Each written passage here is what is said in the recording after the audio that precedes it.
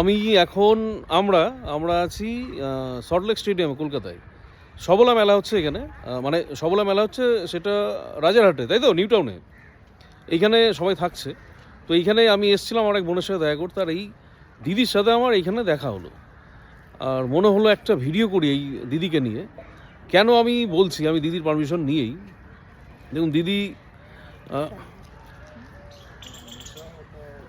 দেখতেই পাচ্ছেন, বুঝতেই পারছেন, কিন্তু হার মানেনি। সত্যিই এইটাই মানসিকতা হওয়া উচিত। প্রতিবন্ধকতা কখনো মানুষকে হারাতে পারে না।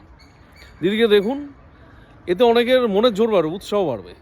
উনি কিন্তু এই যাদের দেখছেন ওরাও এসছে সবলা মেলায়, উনিও আছেন একই সাথে একইভাবে।